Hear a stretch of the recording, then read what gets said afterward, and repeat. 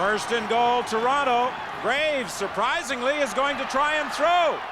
Whoa, he was lucky. Adrian Smith got a hand on it to knock it down. Aren't you a little surprised at throwing the ball in that position? You have Mohammed Shamsuddin, who has had a marvelous game from the tailback position for the Argos. You have the ball first and goal at the 3.5-yard line. Give him 3 cracks to get into the end zone. Your offensive line has done a wonderful job pushing back this Ticat defensive line this afternoon in all your running situations. Well, the Argos are coming out throwing as Graves is in the shotgun. He's going to roll right. Throws it back for Gordon. Touchdown!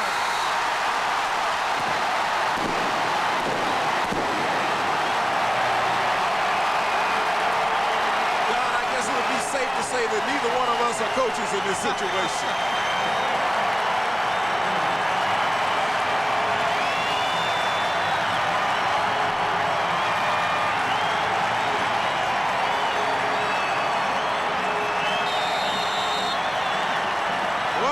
Turnaround at Skydome this afternoon. Bobby Gordon with a second consecutive touchdown, and the Argos have the lead. 38-36, Lamely with the point after. 1:07 remains. The Argos lead by 3. Graves has completed 10 of 15, 161 yards, 3 touchdowns, 2 of them to that man, Bobby Gordon.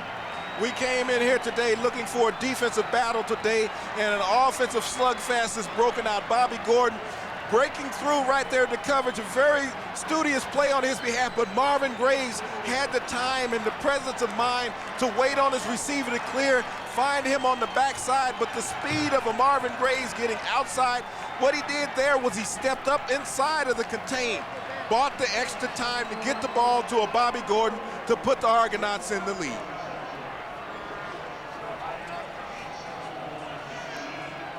Marvin Graves right there, jubilant, signaling, hey, this one is for us today, celebrating with Bobby Gordon right there. I mean, he has done all the things right this afternoon. Didn't think he would play, had the back spasms, came into the game, and has put the numbers up for the Argonauts this afternoon.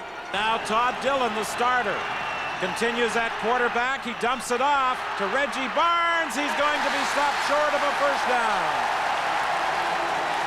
And with 37 seconds remaining, the Argos should be able to put this one away. You know, what a demoralizing loss this will be for the Ticats. The way Mohammed Shamsuddin has carried the ball very admirably this afternoon for the Argonauts. But even more important, the young quarterback, Marvin Graves, coming in, getting the job done in the pressure situation, bringing his team from behind, pulling victory out, looked like they had lost.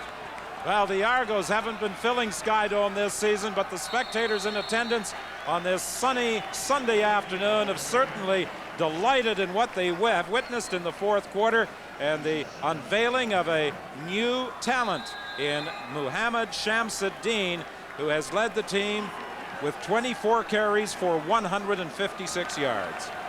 Well, Swift Birch on the defensive side of things for the Argonauts played a very strong game at his defensive end. Calvin Teagle, the rock that they have at middle linebacker, is ever consistent, making big plays when called upon. But the cornerbacks, Eddie Thomas and Reggie Pleasant, shutting down the wideouts of the Ticats, making the big interceptions, keeping the Argos in this ball game this afternoon. Mohammed Shamsuddin gets a first down.